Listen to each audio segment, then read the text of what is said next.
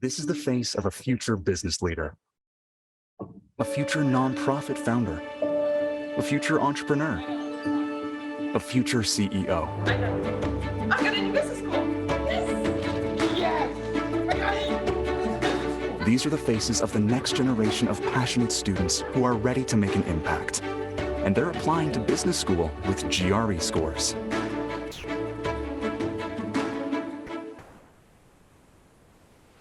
So welcome back. I hope you all managed to grab yourselves a muffin and a cup of coffee. We're going to move straight along into our Dean's panel on the intersection of executive education and impact of society, moderated by Matthias Falkenstein, who's the Professor of Practice in Higher Education Management at Louis Business School, the Louis University, of course, where he develops and leads executive programs for university and business school managers. He's also the Managing Director of Axarloglou, a higher ed consulting firm based in Berlin in Germany, and of course one of our partners and partner hosts for this year's event. So Matthias, your time starts now.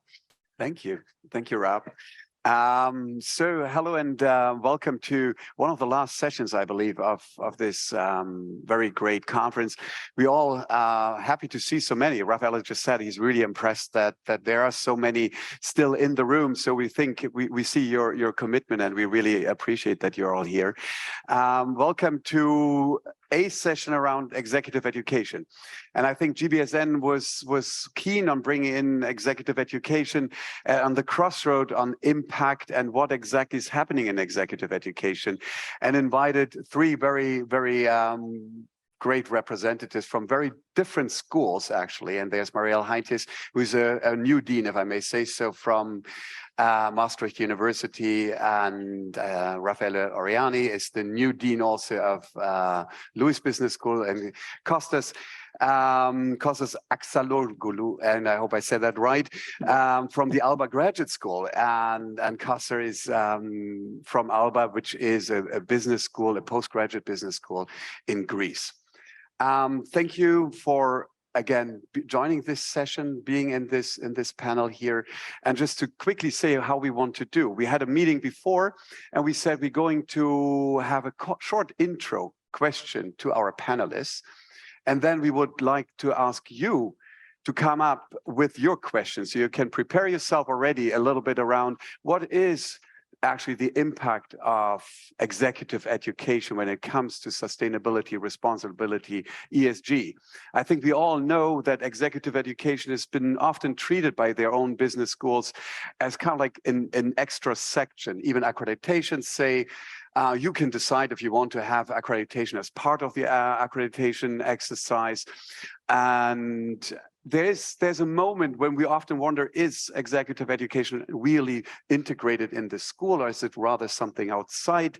And that's kind of strange, actually, if we think that how important executive education then is to generate revenues, to the self-sustainability of the business school.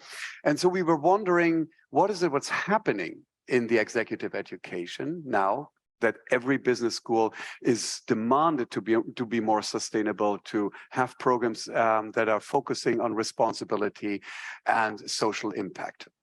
I would like to start with you, Marielle, with one question regarding your school. And I think it would be nice to hear more how it is from the perspective of your school, of course.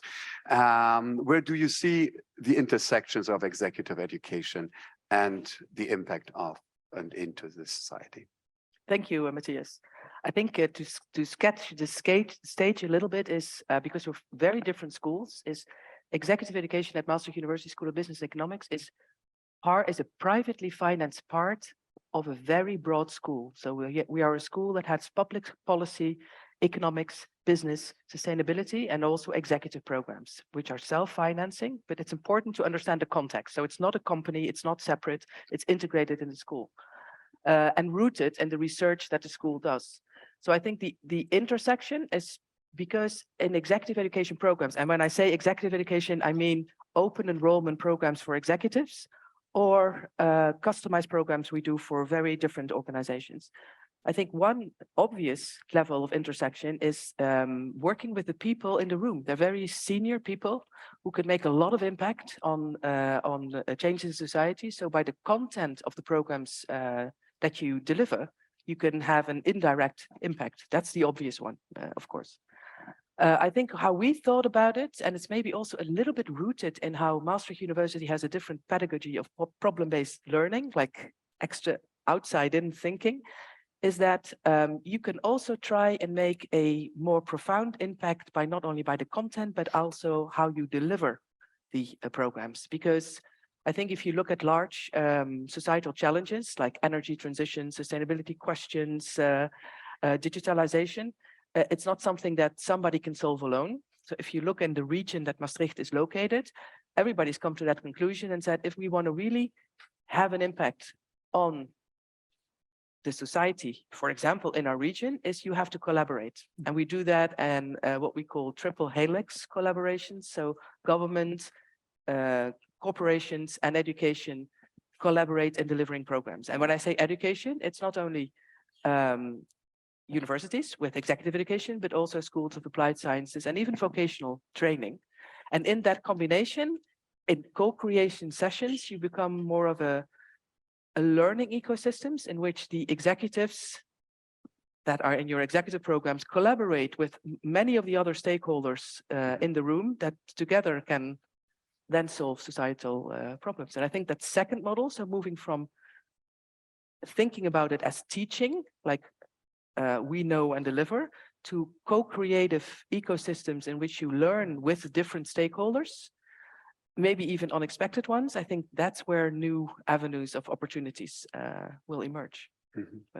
And do you think that is something that, or have you seen that over the past years, an increasing demand from your customers, from your clients that, yeah, that you work for? That's an interesting question, because it goes almost down to how do you view the responsibility of executive education, or in a broader sense, the mission of your school. And the mission of the School of Business Economics has to making a societal impact as a clear statement.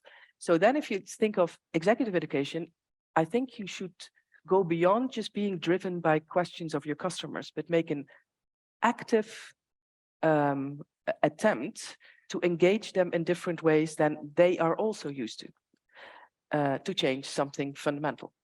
So have I seen drastically different requests content-wise? Topic-wise, yes, of course they want to learn about sustainability and digitalization, but that's not going to change the world if you teach that. Because do they become more aware that it's not just personal learning, but that it has to be linked to organization development to have societal impact?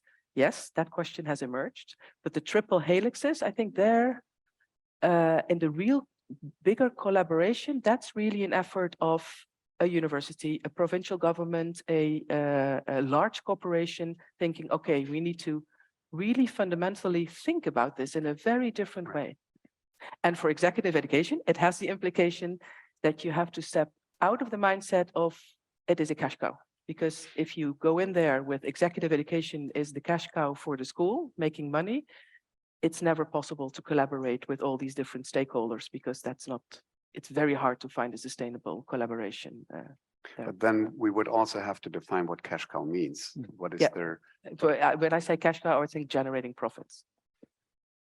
Generating profits as the main goal. Like in our school, it's you have to be sustainable.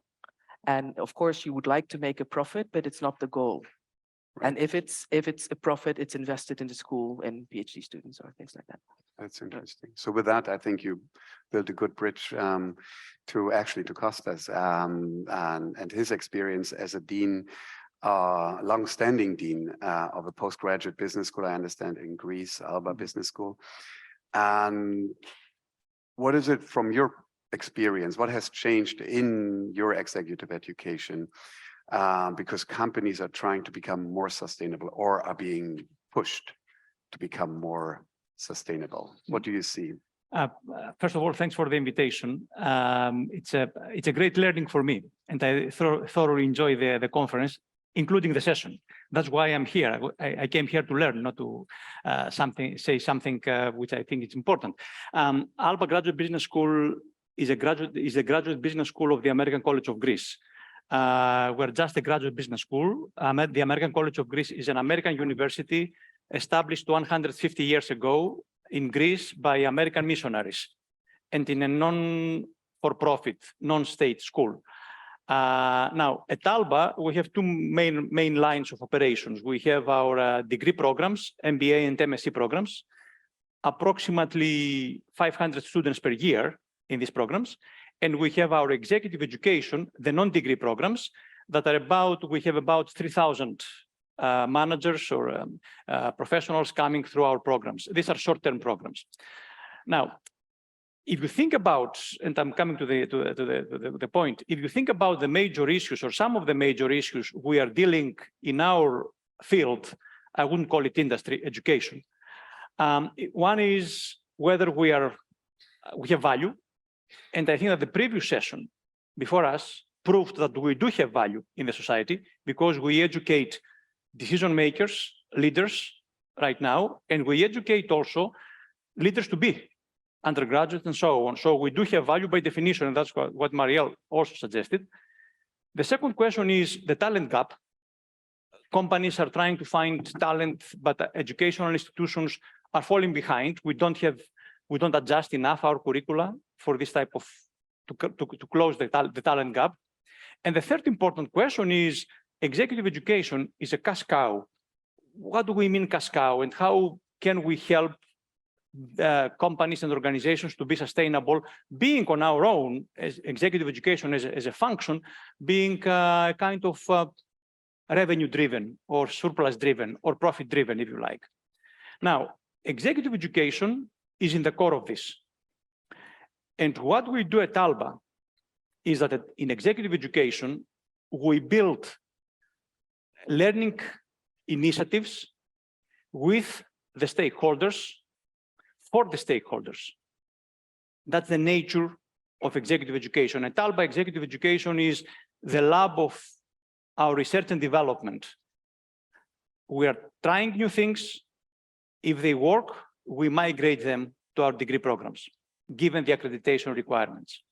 Now, what we are observing in the last 10 years, as we are moving from a world where the purpose of the company was the shareholder value, maximize profit and so on, we are moving in a world where companies and organizations care a lot about stakeholder value, right? And we all know that. Now, along with that, and because our executive development works very closely with all these organizations, we see also a shift. Traditionally, in our business as usual operation, we do have programs that are targeting companies, in-house programs, or open enrollment programs that target executives that either pay for the program on their own or the companies pay for them. So companies are investing on their own talent. Now, the last 10 years, I would say, and increasingly more the last few years, we see another trend, which is companies and organizations come to us and they sponsor learning initiatives, not for their own people, but for the local society, for a society in which they are operating, and so on. So I think we observe right now a transition from a company client, where the company invests on a learning initiative, on a program for its own people, to a company donor, where the company comes and invests not for its own people, but for less privileged groups of the society in which the company operates, a stakeholder of the society. And this is matching the major trend from a shareholder value to the stakeholder value. And we are facilitators on that. Marielle explained insightfully how they do it. And actually, we are imitating them. We also work in collaborations. We cannot do it everything on our own. Nobody does it in this world. We need to collaborate. It takes time, it takes courage to collaborate because you get You need to get out of your comfort zone, but we need to collaborate in ecosystems. She talked about learning ecosystems, fully admire that, okay? However, the scope increasingly more is to develop these learning initiatives for the stakeholders as opposed to the individuals and the shareholders of the company. One last thing, and then I'll close. How do we come up with this idea? Actually, our clients helped us to develop that. In 2013, one of the major refineries in Greece, they came to us and say, well, look, why don't you design a program, not for our leaders, not for our people, but for the children of our employees? Because then, in 2013, the important element was work-life balance. We need to have family as well as work balanced. It went extremely well. And then they came back and said, well, why don't we develop now a program, not for our employees, but for the young people in an area where our refinery is operating? Extremely successful. And then more companies came and said, well, I want you guys, Alba, to develop a program for this particular location. Recently, we went to a major foundation and we presented our idea of this type of programs for the society. And they told us, no, if you want to have impact, target teenagers. There where you have impact, there where you can easily transform the mindsets of the people. We don't talk about skills, mindsets of the people. And we offered that program in Komotini. Komotini is a less privileged area in Greece with a great success to teenagers. So the point is, now we see executive education moving from a company client model to a company donor model and become sustainable.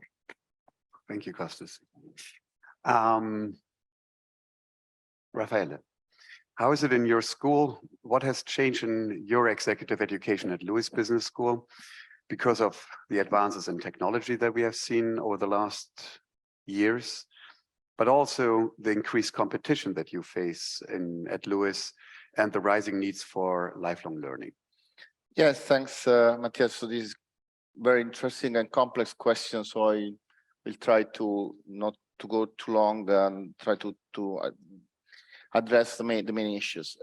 Just initial premise. So our school is much more similar to Alba than to Maastricht. We are postgraduate school. So the undergrad is in the university, our parent university. And so we are managing masters, MBAs, accredited education. And so accredited education accounts for about 1/3 overall revenue. So more or less is the same relevance importance that is in your school. I need to say that in these years, as business school, we became more aware of our role in society. So clearly this is an impact. And the changes that you are mentioning have also changed a lot the expectations of our students in terms of both their expected learning journey, but also about contents. And so our education has changed at a very fast pace in the last couple of years to, let's say, face a different stage of competition. I would like to highlight 3 points, and then if, I will not go into details, but then if there is any question, I will be happy to answer. One is personalization, customization of the learning journey of the single participant. The second is putting the impact at the center of our strategy by transforming the business school into a benefit corporation and a benefit company with the objective of getting the B Corp certification, and then partnering. It's really in line with what you have said before very, very clearly. Our mission in this sense is linking these 3 points, because we want to be in our mission partners for transformations of individuals and organizations and support them to address business and societal challenges. So that's in the end what we want to do also in executive education. In terms of learning journey, we are a university that has a boutique approach. So we have no big numbers. And so we try to personalize the learning journey on each single individual. Our offer is very modular. The individual can pick modules or can pick the entire course. And because sometimes, we see a dual market in education right now. There is a part of the market that is seeking for specific competencies to address specific gaps.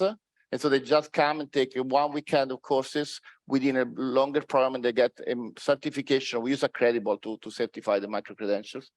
And there's another part of the market that is said after the pandemic, wanted to be on campus, want to be in an environment we call dev relationship and so on. So we tend to have a modular approach, customize the learning journey with transversal labs they can choose. And so this is in to some extent to transform the open catalog into something that is much more customized. In terms of impacts, the transformation into a benefit company require us to define some common objectives. And the common objectives that we defined in our set it inclusion. That means we try to offer business school education also to people that will not afford it. And so we have a plan of scholarship really for certain categories of people.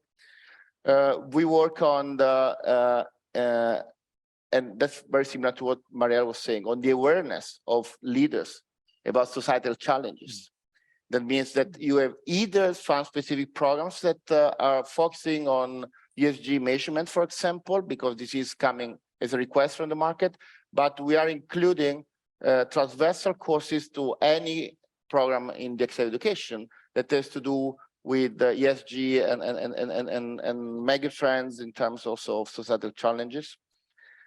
And finally, impact on local communities. So for instance, for us, this is very important. We tend to involve our students, executive students also in some give back activities for the local communities, for disadvantaged organization.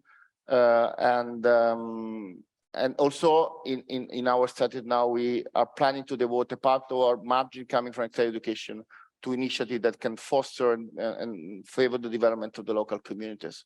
And so this is, just to say, to go back to your point, clearly in our case, I won't say that executive education is a cash cow, but anyhow, it's generated those margins that are needed to guarantee the quality for the degree programs, the faculty internationalization, the investment we are making. And so we are trying to make this impact dimension consistent with the ability of the programs to generate margins, because clearly there's no margin that are private margins, but they are reinvested in the school to guarantee the continuous investment we need to further growth. In terms of partnering, I think that our approach is very similar to that Marielle and Kostas were describing before. When you want to have an impact on society, you cannot avoid having partnering with different type of subjects, not only other academic institutions, but as you were saying, also with corporate partners, public administration. We are in Rome, so we tend to work a lot with public administration, being a capital city, our headquarters. But we also want to engage with the local communities where we have our hubs in a logical co-creation of the contents. So just two examples, and then I stop. For one corporate client, for example, we facilitated the process of creating a community of ESG ambassadors. So we are not teaching ESG, we are just supporting the firm to develop their own community and their own contents in terms of ESG, and we are facilitators in the community. So we had sessions with the community to see what were the priority of the company and so on. So in this case, we are the facilitator, but there is a process called clearly of co-creation of knowledge. And then I have an example that is very similar to what Kostas was mentioning before. So private clients that come to us and engage us in activities that benefit the community, and in particular the teenagers that are the real source of development of the country. One large corporate client is funded for 3 years, a program where we were basically training high school teachers. So we had the train-the-trainer programs that they funded, and we delivered that at the objective of making the didactics within high schools more effective. And so this is a very typical example on how you can make an impact going without reducing your margin, because in the end, you intercept the requests of the corporation is funding that, you're doing that in that case without margins, but still you are able to make a relevant impact. That's very interesting. 3 different business school models with different intent. I think, Raffaele, you mentioned B Corp. I don't know if everyone is aware. Maybe you could explain a little bit what that means. What does it mean for the school? Yeah. And what would interest me is that B Corp, is that a reaction of the school, from the school? What is it driving? Why do you become a B Corp? So first of all, I would like to clarify that there is a difference between benefit company that you have within the national legislations. Typically, there is in Italy, there is in France, there is in the US. So basically, in order to become a benefit corporation, you need to define a set of common objectives that are not related only to your business, but to the societal challenges as a whole. And on these objectives, you need to have KPIs, and you need to publish an annual report where you demonstrate that you reach these common objectives. And so this is what you need to do in order to get the status of benefit company within each jurisdiction, and that's what we did according to the Italian law. And then the following step that some business schools have already done is to apply for a B Corp certification. That clearly is not only for business school, but it's for corporations in general.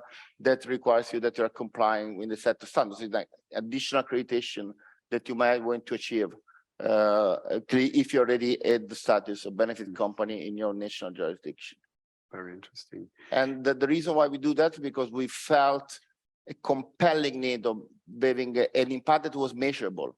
Because the difference between saying that you want to have an impact and becoming a benefit company is that then you're obliged to make your common objective measurable, and you take a responsibility by presenting a report to your stakeholders saying what you are doing, how you are doing, and what are the impact that you are having in quantitative terms. So that's what Kostas has already mentioned, the stakeholder model that you exactly. So referred it's to. very consistent with what Kostas was saying about stakeholder model. Very good.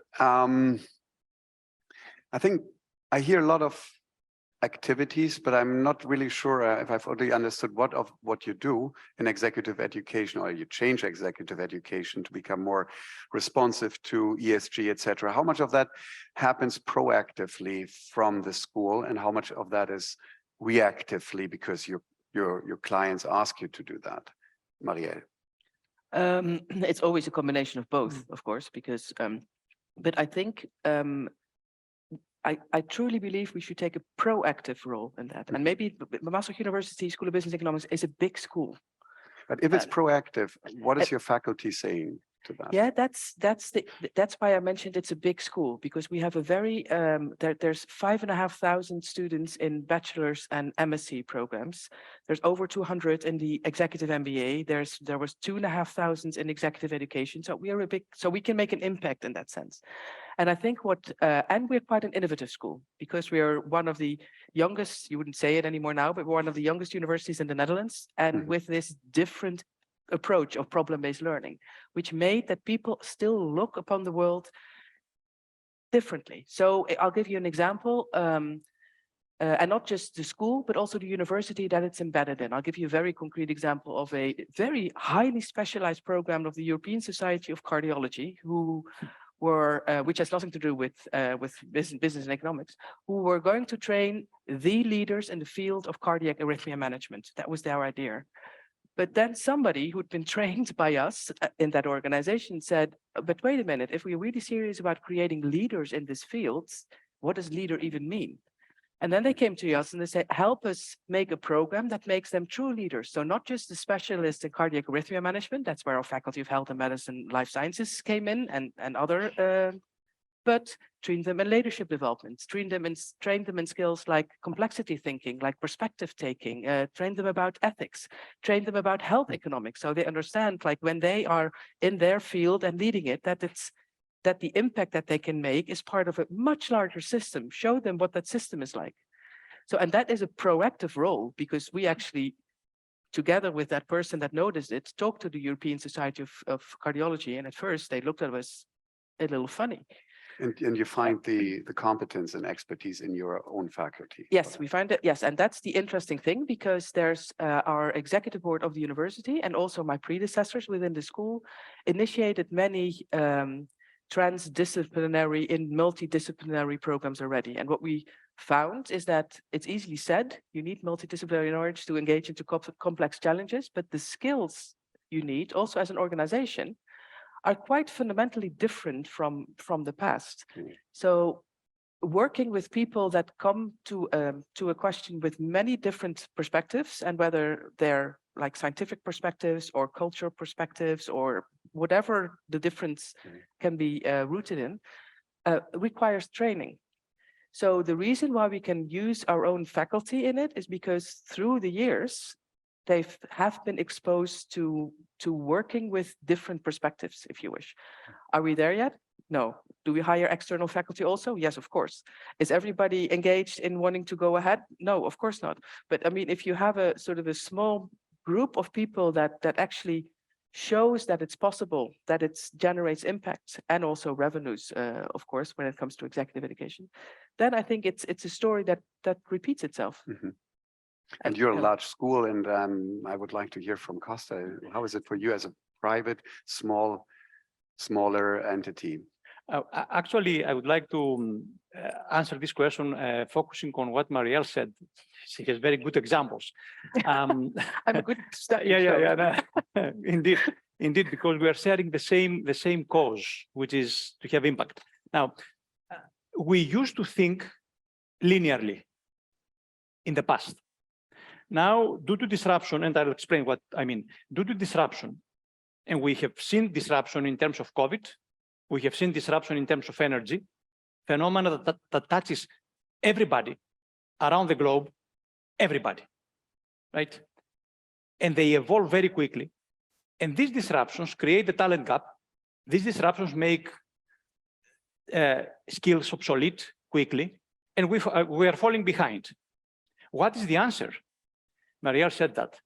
Learning ecosystems, where the school, the local government, foundations, companies, museums. I just saw the kids outside who came to visit the museum here because this is part of their learning. They team forces, they get together, and they create a learning ecosystem. In this learning ecosystem, linearity does not exist. In other words, me as a school, I will develop a program and I will offer it to the students, and the students will happily take it. And that's the end of the story. This is gone. The new normality is non-linear. The new normality is ecosystems, learning ecosystems. The new normality in my mind is that the schools should play the role of the facilitator, where there is co-development of content, knowledge, skills, competencies, mindsets among the stakeholders. We work closely with the Federation of Greek Industries. The Federation of Greek Industries is not a company, it's a federation. What they do is that they have about 600 corporate members, the big companies in Greece. They give us funds, and we create, along with them, with the federation, learning initiatives for the members, the managers of the corporate members. It's an example, right? But the traditional model of linearity in terms of education, we develop courses, programs, and we offer it to the students, in my mind, is gone. But that's why we fall behind. Yeah, but the interesting thing is then that executive education is not just geared toward the outside world anymore. We use our executive education also to train ourselves and the leadership within our schools, within the university, because that requires a very different way of working. Absolutely, yeah. Very interesting. Of course, they don't pay us as well. Thank you. I would like to open up to the audience and ask you if you have comments, questions. I think Nicole, Rob, we have a microphone. Oh, Emma has a microphone. Thank you. Please briefly introduce yourself so we know. Hi, my name is Soumya. I'm from Indian Institute of Management, Indore, India. So it's a very insightful discussion because executive education, like you said very early, it's thought to be as a kind of add-on to the corpus, but very different perspectives that I got to listen about. I would like to ask Kostas and Marielle, particularly Kostas, when he mentioned that we develop some courses for the community, where the companies approach you from a broader stakeholder perspective to, right? So those courses are not typical courses that we teach to the executive education participants. So could you please share your experience of what kind of courses you design, which is impactful in the community? Because if you try to teach youngsters, it's very different audience altogether. Probably we don't have any expertise on that. So I'd like to hear from you. Yeah.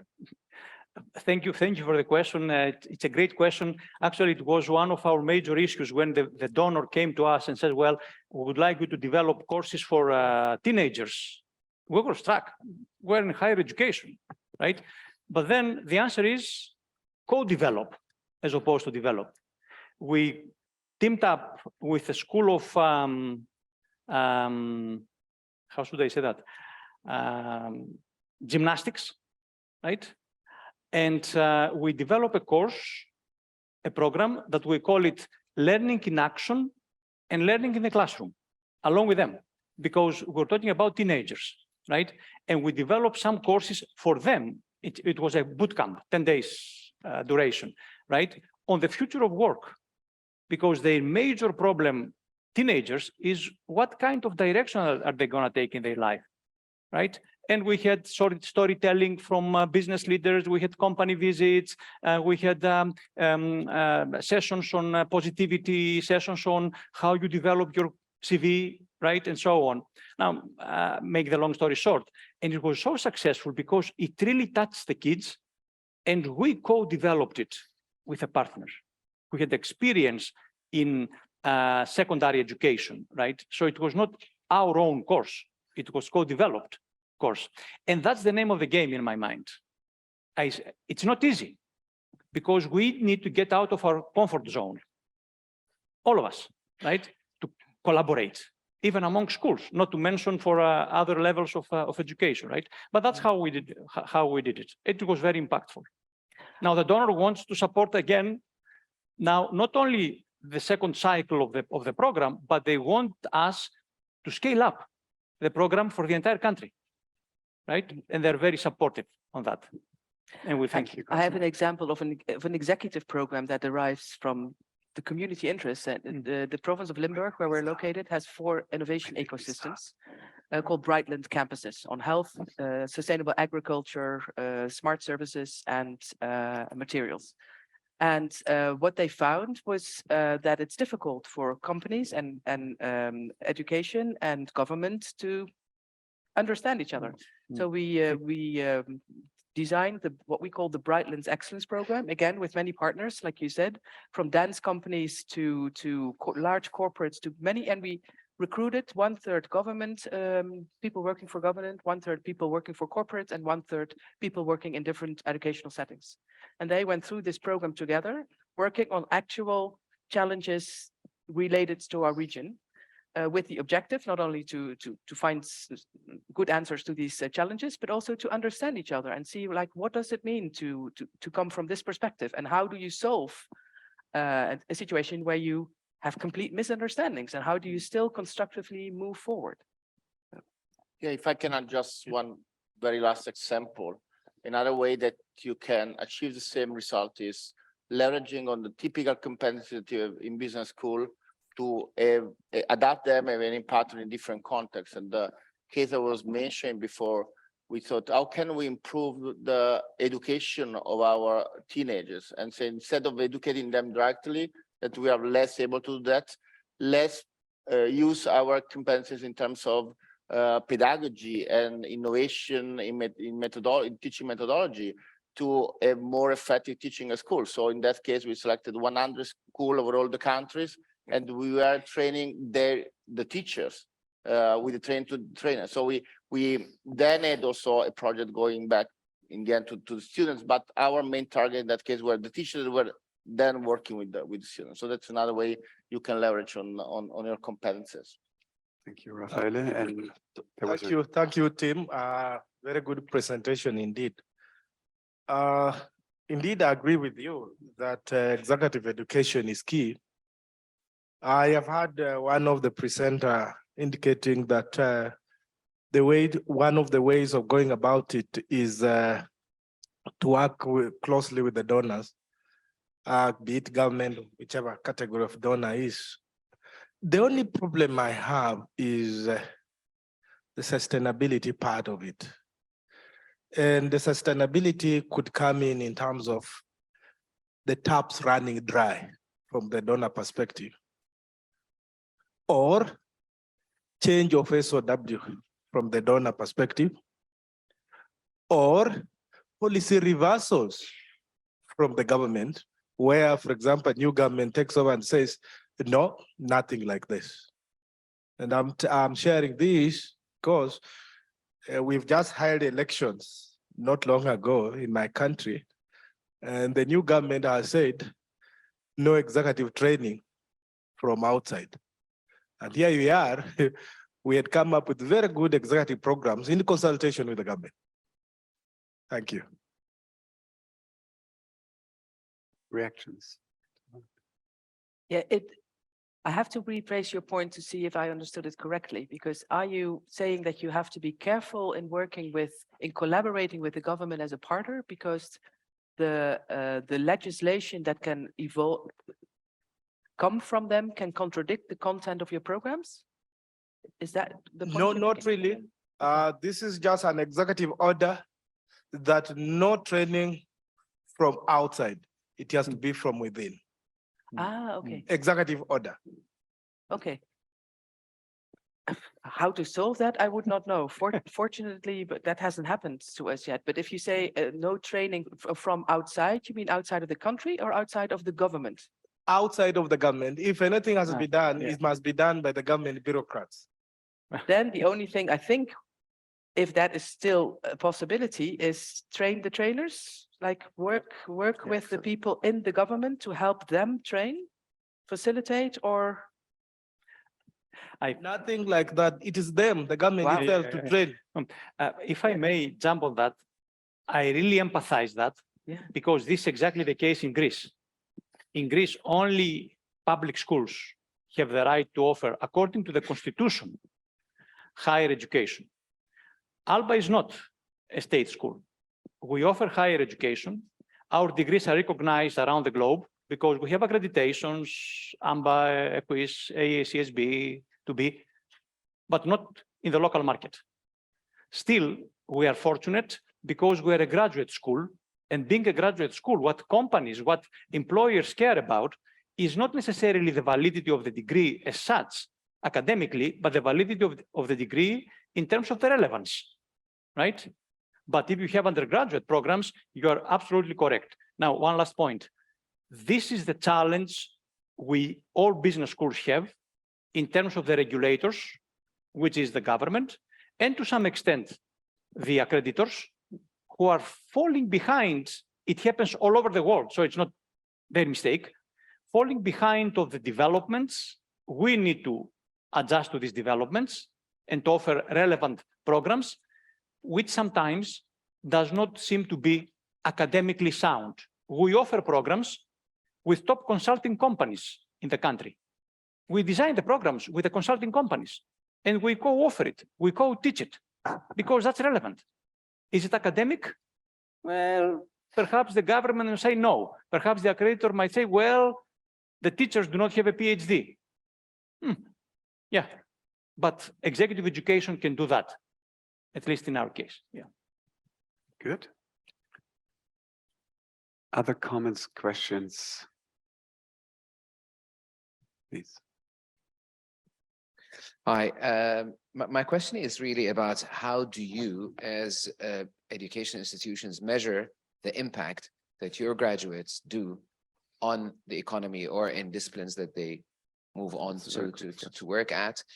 And how often do you look at that to change your program so that hopefully that impact is higher? Maybe we can add or translate that into executive education. So what is it, what you do? I can give a quick answer, and then I'm not going to say anything. Because I was about to ask. No. The answer is ask RSM, the Rotterdam School of Management. They had a great presentation this morning on how they measure impact. Full stop. Yeah, my yeah. end. No, I agree. Mine achieved the BSIS of EFMD and went through it for RSM, which is really gained lots of insight. How we measured it for executive education, concretely, the answer is not enough. Like a very important element is, of course, it's just a narrative feedback. So are you, when you ask, do we have specific measurements to measure the impact? No, not yet. So I was inspired by I think that you're asking a key question in the sense that I think that all of us, we are talking too much about sustainability without measuring it. And now the next big step is to have credible and shared indicators and KPI to have, you know, not only a measure of what you do, but also, as you were correctly saying, a feedback on the program design. And the presentation of RSM and other rating like positive impact rating or the FND index are clearly some guidance. But for example, one thing that we found useful is that with transformation to benefit company, we are now obliged to have KPIs. And so they're becoming part of our strategic plan. I'm now, as a new dean, preparing a new strategic plan where I will live, and we're working in team to define KPIs that are related to the common benefits that we have written that we'll achieve. So I think that's really the next hot topic, talking about sustainability. Yeah. I think the most valuable part of a discussion is maybe not so much the measurement itself, but you have to be really aware of what is the type of societal impact that you're trying to make. Is it educational impact? Is it regional development impact? Is it what exactly is it that you're trying to achieve? And I think that's, and to be very honest, we're not clear on that. Like at the university level, some things are really measured because of the innovation hubs, and they measure things like how much entrepreneurship, new companies have been established there, how many alumni of the entire university stay in the region.